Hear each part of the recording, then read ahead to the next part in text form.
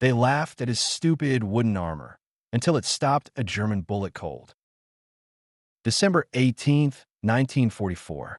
The forest around the American positions was silent except for distant artillery rumbling somewhere beyond the ridge.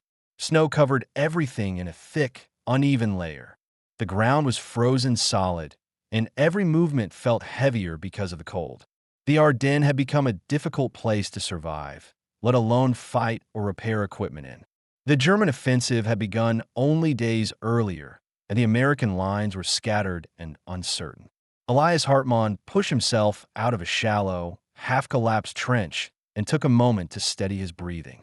He was 26 years old, assigned as a frontline engineer in the U.S. 28th Infantry Division. Before the war, he had worked in a small carpentry shop in Pennsylvania. His skills with tools made him valuable to the engineers, who often had to repair communication lines, build small defensive structures, and keep essential equipment functioning with whatever materials they had. Hartmann's main responsibility was maintaining field communication wires. These wires connected observation posts, artillery units, and infantry positions. If they went down, the entire defensive line could lose control of the situation. During the German advance of the past week, the wires had been cut repeatedly, sometimes by shell fire, sometimes by trees collapsing under snow, and sometimes by German patrols moving through the forest at night. Each time the line went dead, someone had to crawl forward and find a break. That job usually fell to Hartmann. He was steady, quiet, and patient, and he understood how the wires behaved under different weather conditions. He was also willing to take on risks others avoided. The engineers had already lost 2 men to rifle fire while repairing lines, and everyone knew that German marksmen watched for any sign of movement near the ground.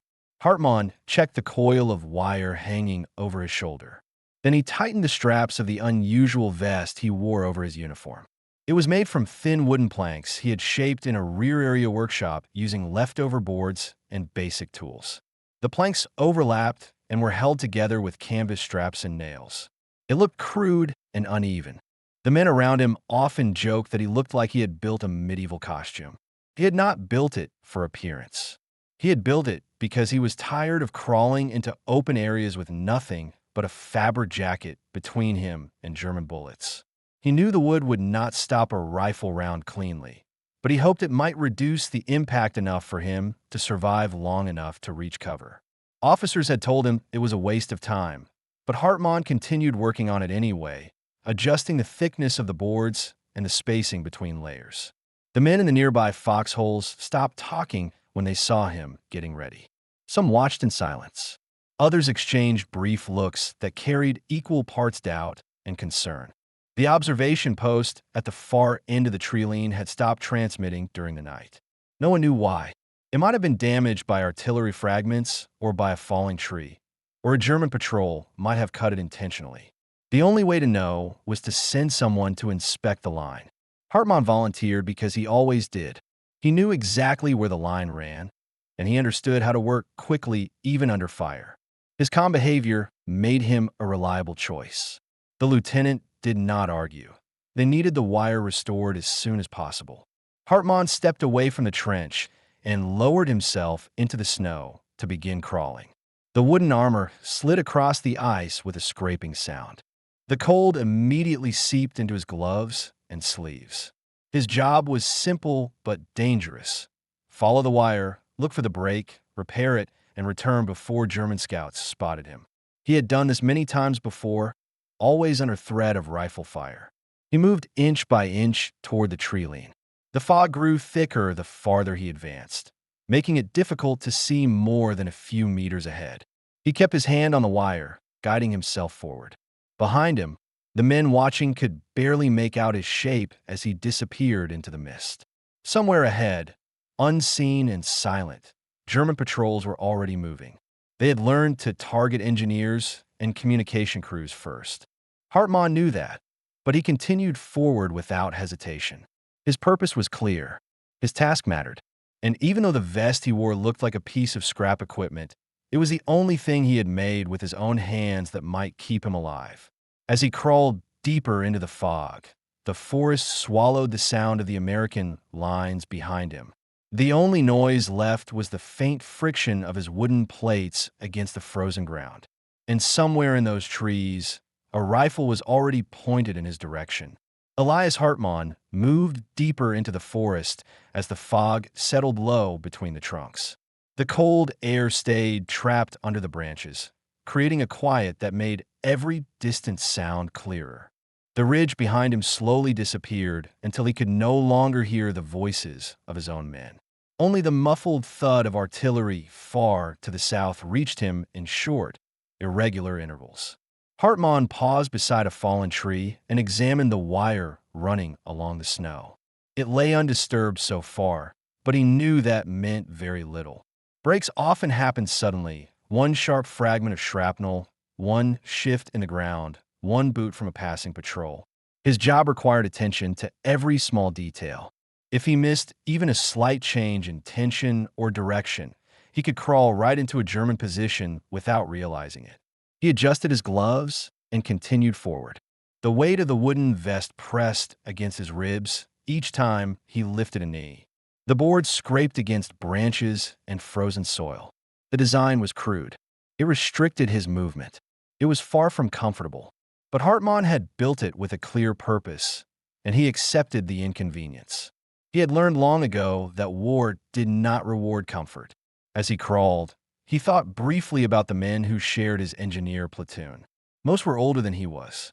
Many had come from factories, farms, and workshops.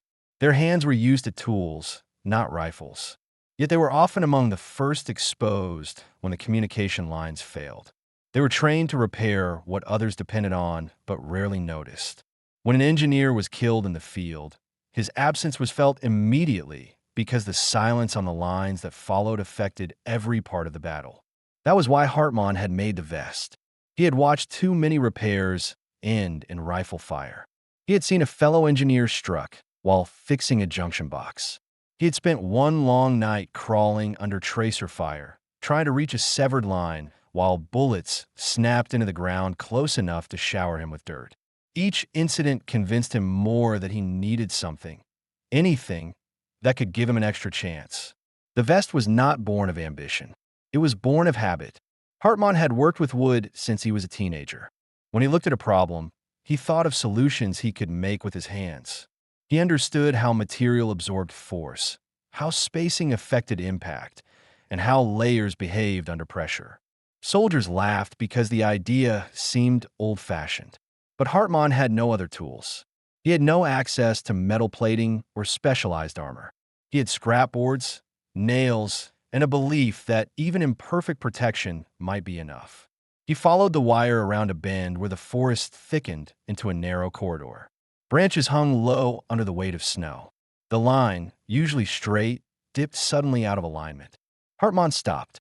He pressed his fingers along its length and found tension where none should have been. A break was close. The irregular angle suggested it had been pulled or struck, not by falling debris, but by an outside force.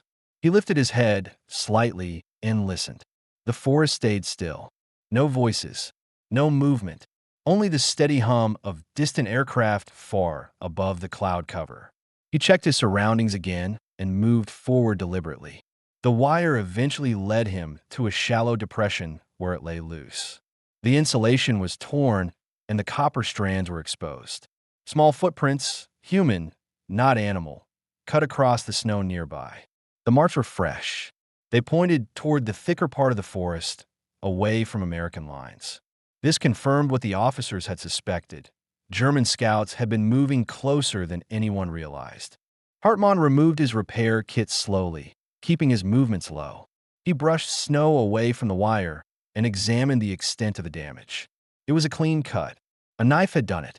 That meant the patrol had been close enough during the night to move through the American forward zone without being detected. He started working. He trimmed the frayed ends, stripped a short section of insulation, and began twisting the copper strands together. His breath fogged the air directly above his hands. He worked cautiously but efficiently. Every engineer learned to complete repairs under pressure. The faster the line was restored, the sooner the ridge regained communication with the observation post. As he worked, He heard a faint crack behind him. Not loud, not sharp. It was the subtle break of a frozen twig. Hartmann stopped moving. His hands remained on the wire. His body stayed perfectly still. He lowered his head slightly, listening for any pattern. Another sound followed, soft snow shifting 2 steps at most. Someone was nearby, watching from a position hidden by the fog and trees. Hartmann did not reach for his pistol. He knew from experience that engineers rarely won firefights. His survival relied on finishing his task and getting out before the enemy reacted.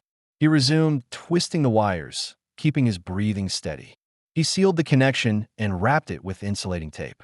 Then he reached for the protective rubber sleeve that kept moisture out. His hands remained calm, even though he sensed movement again behind him. He placed the sleeve over the repaired section and tightened the clamps. The line was live again. He was preparing to move when he heard another faint sound, this time ahead of him, not behind. He looked up. The fog had thickened, turning trees into silhouettes. He realized then that he was not dealing with a single scout. There was a group moving through the forest. He lowered himself closer to the ground and began to retreat along the wire, inch by inch, making himself as small as possible. The wooden vest pressed hard against his ribs from the awkward angle. The cold stung his eyes, and his fingers were beginning to stiffen. He continued moving, quiet and controlled.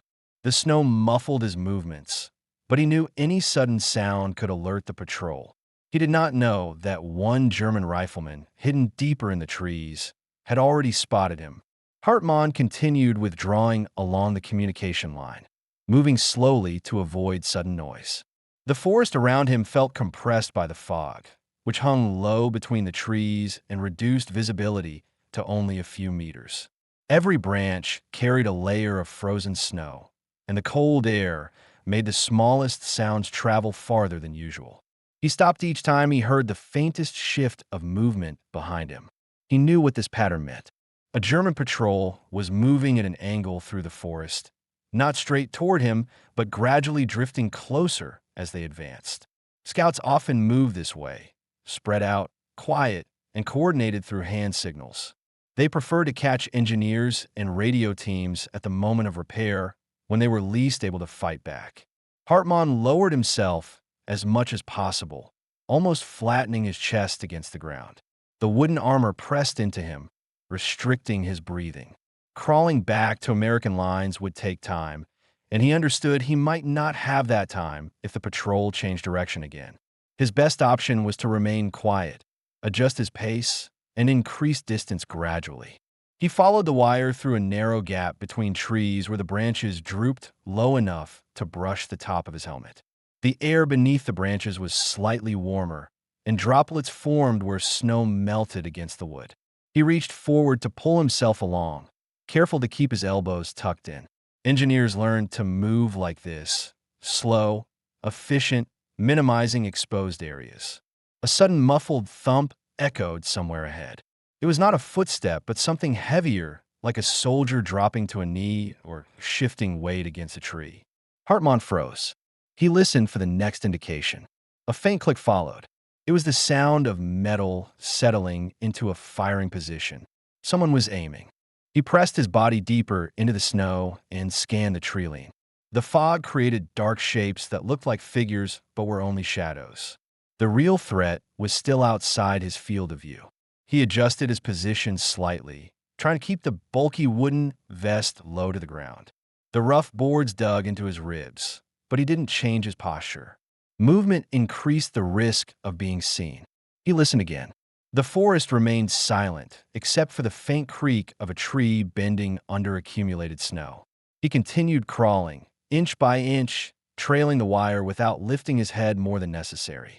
The ridge was still far away. He needed another 100 meters of cover before reaching a safer depression in the terrain. The silence broke suddenly when a sharp crack echoed through the forest. Not a rifle shot, but a boot slipping against ice.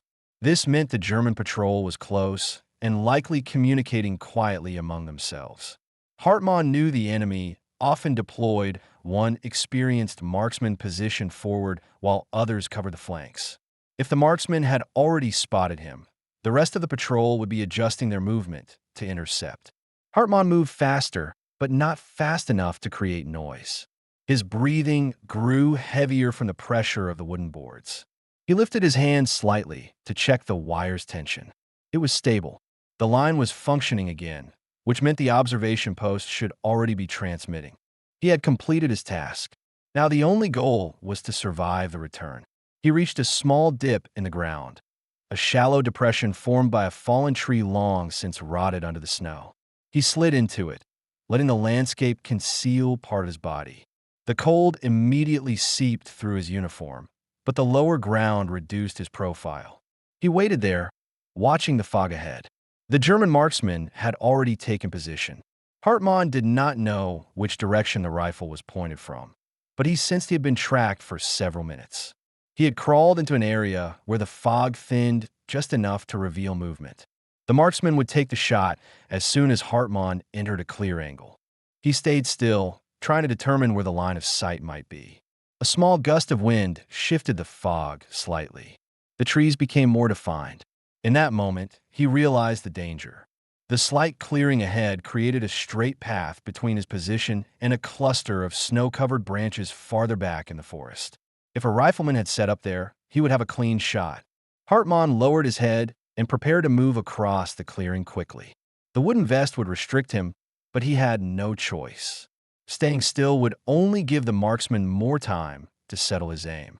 The engineers were trained to move decisively through exposed areas, even under threat. He tightened his grip on the frozen ground and slid forward. The snow compressed under his chest. The vest scraped softly. He pushed again, trying to gain enough momentum to cross the open patch before a shot rang out. He made it only a few feet before he felt it, the brief, almost imperceptible shift of air that sometimes preceded a gunshot. He had been in the field long enough to recognize the pattern. The forest fell silent, not because of peace, but because a marksman had exhaled. The shot came a moment later. A single, sharp crack broke through the fog and echoed between the trees. The bullet struck Hartmann directly in the chest. The shot echoed through the trees in a flat, sharp report that cut through the fog. For a moment, nothing else moved. Snow fell from a nearby branch where the vibration had disturbed it, scattering white powder across the ground. Hartmann felt the impact strike his chest with overwhelming force. It pushed him backward onto the snow, knocking the air from his lungs. His vision blurred from the sudden shock, and a ringing filled his ears. He could not immediately understand what had happened. The only thing he knew with certainty was that a rifle round had hit him directly in the center of his torso. The wooden vest absorbed most of the force, but the blow still caused intense, crushing pain. His arms twitched involuntarily, and his breath stalled as if something heavy had collapsed onto his ribcage. Several meters away, the German marksman lowered his rifle slightly, but did not stand. He remained behind a fallen tree covered in snow. The man's name was not recorded in any official document, but he was a typical infantry rifleman of the 212th Volksgrenadier Division. He had taken advantage of the fog, the stillness, and the open patch of ground Hartmann had crawled into. The shot he fired was consistent with the training given to experienced hunters before the war: controlled breathing, stable support, and a clean sight picture. To him, the target's uniform and equipment suggested a communications or engineer specialist. Removing such a soldier disrupted operations more than targeting a random rifleman. This was standard practice on both sides. After the shot, the marksman waited for movement. He expected the American to collapse fully or remain motionless. Instead, he saw the figure shift slightly. Hartmann rolled partway onto his side, clutching at the snow as he tried to regain air. His body reacted slowly, still stunned by the force of the impact. The wooden planks across his chest had cracked visibly. Several pieces splintered outward, and the nails that created spacing between layers had bent from the pressure. The marksman hesitated. He adjusted his rifle again, confused by the lack of immediate effect. He expected the target to be incapacitated. His position was still stable, but the shot had not produced the result he anticipated. He prepared to fire a second time, but the fog distorted his visibility. The American shifted out of the direct sight line. Back on the ground, Hartmann forced himself to breathe. Each inhale felt sharp and uneven, but air finally reached his lungs. The shock began to fade enough for him to understand the situation. The wooden armor had cracked nearly in half. The boards were split, and the impact area was crushed inward, but the bullet had not entered his body. The structure he had built, crude as it was, had taken the majority of the force. He attempted to pull himself backward using his elbows. The movement caused pain across his ribs, but he managed to inch toward the narrow depression he had crawled through earlier. The snow around him was disturbed, but no blood showed on the ground. The German marksman scanned the clearing again, but Hartmann was no longer visible. The fog had thickened, and the terrain gave the American a small amount of cover. The marksman did not fire a second time. Instead, he raised his hand to signal his squad mates. The patrol shifted slowly, repositioning along a wide arc. They had no intention of pursuing a wounded engineer deep into American territory. Their goal was to disrupt communications and create confusion, not initiate a large firefight. Hartmann heard faint voices somewhere ahead, German, not English. He kept his body low and moved as carefully as possible. His chest throbbed from the impact, and each movement caused the wooden fragments to scrape against his coat. He knew the marksman could still be watching. Staying in the open would only give the man time to reacquire his aim. He pulled himself into a small hollow behind a cluster of young pines. The branches concealed most of his position. He forced himself to remain calm and measure his breathing. Years of working with sharp tools had taught him to maintain focus under pressure. Panic would not help him now. He inspected the vest by touch. The outer layer was destroyed. The inner layer was cracked. The nails were bent or pushed out of alignment. The bullet had flattened between layers, losing enough momentum to prevent penetration. Without the vest, the shot would have passed straight through his chest.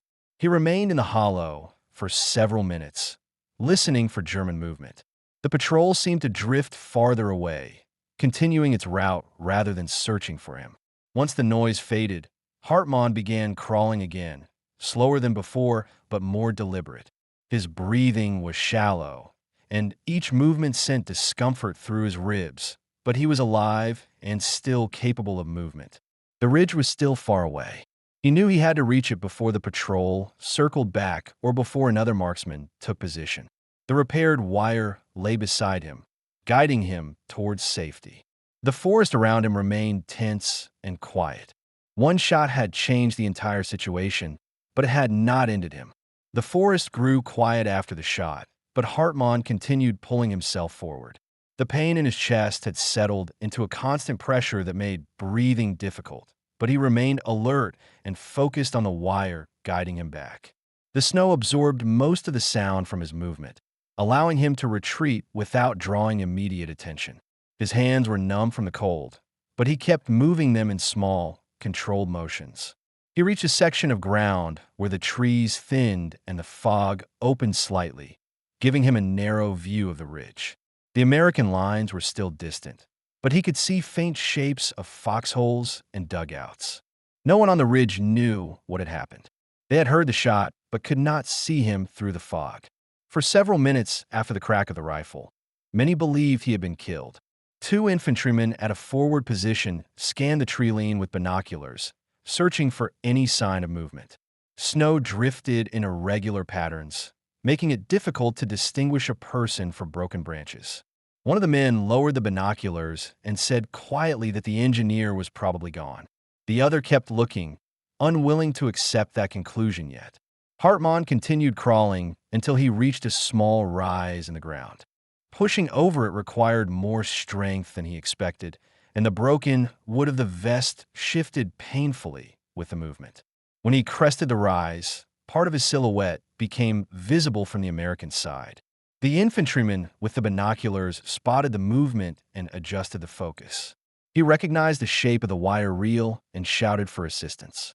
Soldiers moved quickly toward the tree line, staying low as they advanced. They knew German patrols often stayed close after firing at engineers.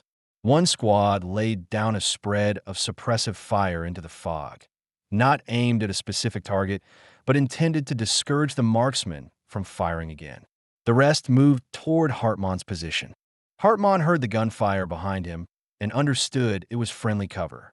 He tried to raise his arm to signal them, but stopped halfway due to the pain in his ribs. The squad reached him within moments. They pulled him behind a large fallen tree that offered partial protection. One soldier inspected the shattered vest, running his hand over the splintered wood.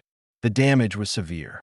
The bullet had torn through the outer layers, cracked the inner boards, and embedded itself between them. The vest was nearly split in half, held together only by the canvas straps that had not completely snapped. The soldier looked to Hartmann with a mixture of shock and disbelief.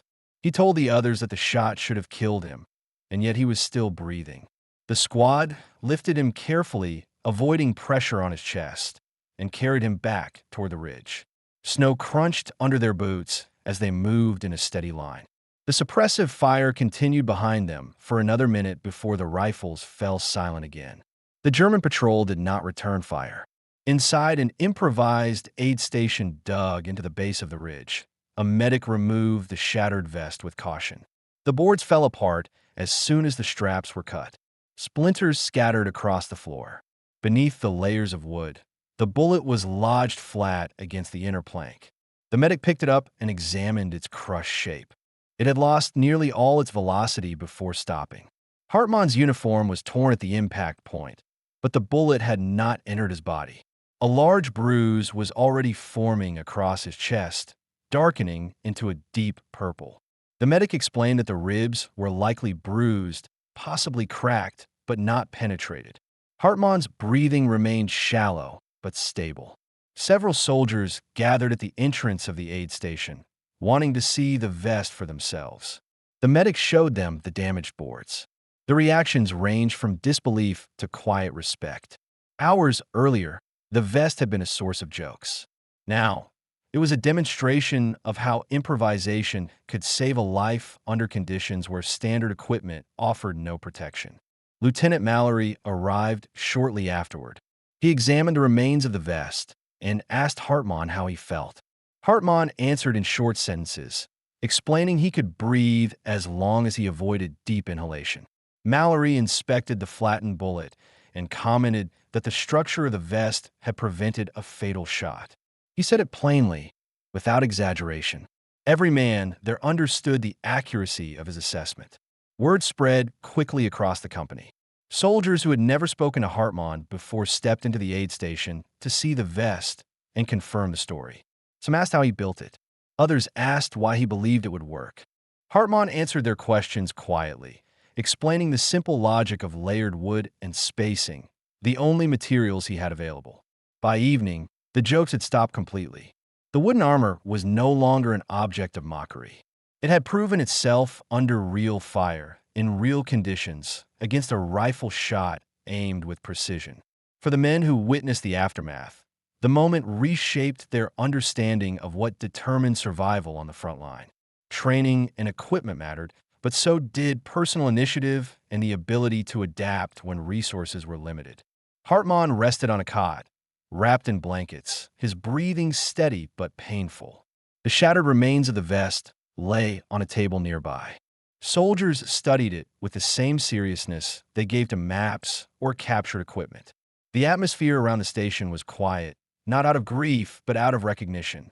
They understood they had just seen something unusual, an improvised device built by one man that had functioned better than anyone thought possible. Outside, the forest remained cold and silent. The repaired line carried signals once again, and the ridge regained contact with the observation post. The patrol that had fired the shot moved deeper into the trees, unaware that their attack had led to a survival story none of the Americans would forget. Hartmann remained in the aid station for the rest of the day, watched closely by the medic and several soldiers who passed through to check on him.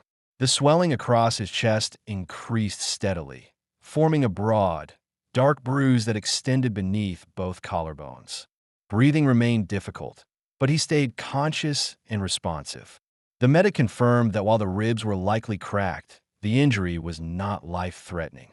Pain and restricted movement would last for weeks, but he would recover. The wooden armor, or what was left of it, had been placed on a table beside his cot. The boards were split, bent, and shattered. The nails that once created spacing between layers were distorted from the impact. The flattened bullet sat on top of the broken planks. Soldiers examined it one by one, trying to understand how the material had resisted a direct rifle shot. The explanation was simple. The wood had fractured in layers, distributing the force across multiple surfaces, slowing the bullet enough to prevent penetration. Later that evening, Lieutenant Mallory returned. He asked Hartmann to describe the exact angle and distance of the shot, not for official record, but to understand the circumstances more accurately. Hartmann recounted the event in short, controlled statements, describing the fog, the clearing, and the moment the marksman fired. Mallory listened carefully, then said the vest had done something no one expected, given an engineer on the front line a chance to survive a shot he would otherwise never have lived through. Word spread beyond the immediate company. Soldiers from neighboring units came to look at the remains of the vest. Some asked questions about construction. Others simply observed in silence. Engineers, in particular, studied the arrangement of the boards and the spacing between layers.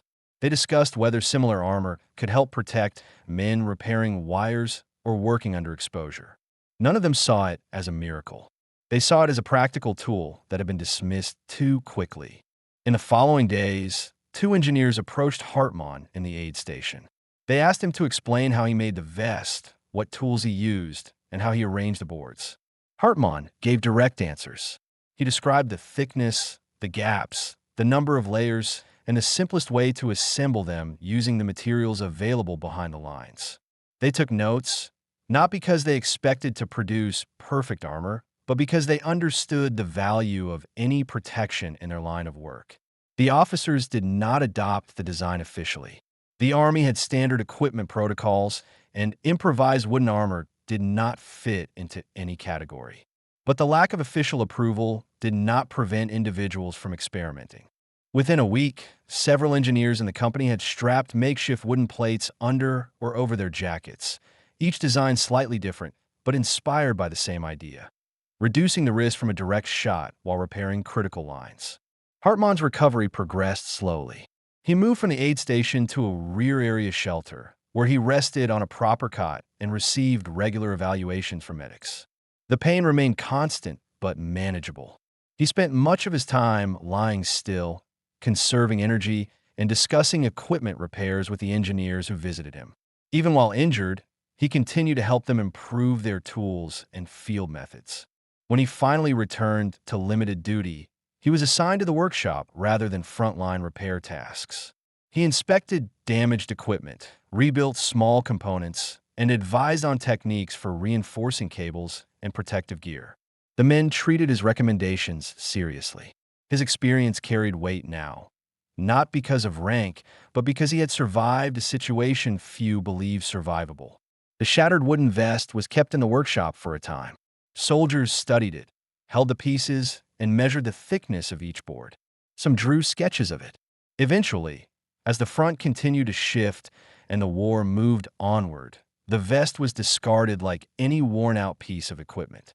But the memory of what it had done remained with the men who had seen it. For those who witnessed the event, Hartmann's survival became a reference point. It demonstrated that improvisation, even with basic materials, could provide an advantage in situations where regulation gear offered no protection. It reminded them that creative problem-solving had a place on the battlefield, especially in roles where exposure was high and resources were limited. The ridge eventually stabilized as American forces regained control of the surrounding terrain. Communications improved. Patrol tactics adapted. Engineers worked with greater caution, supported more often by infantry screens. The incident with the wooden armor was not written into official reports or historical summaries, but it influenced the way the men in that sector approached their work. Hartmann continued serving until the end of the war. He did not participate in large offensives or major battles after his injury, but he contributed steadily from the workshop, ensuring equipment functioned properly and advising younger engineers. His role remained consistent: practical, quiet, and dependable. Those who served with him remembered the event as a straightforward fact. A German rifleman fired a well-placed shot. A wooden vest built from scrap board stopped it. An engineer who should have been killed survived because he trusted his own judgment and used the materials available to him. There was no ceremony or formal recognition. But among the men who passed through the Ardennes that winter, the story stayed alive as an example of how ingenuity could alter the outcome of a single moment. It was not a grand tale of heroism. It was simply the account of a man who solved a problem in the only way he could and lived because of it. The war moved forward, and the forest eventually returned to silence. But for those who remembered that morning in the snow, the shattered wooden boards represented something significant. Not luck, not chance, but the clear result of a soldier's decision to take his survival into his own hands under conditions that allowed little margin for error.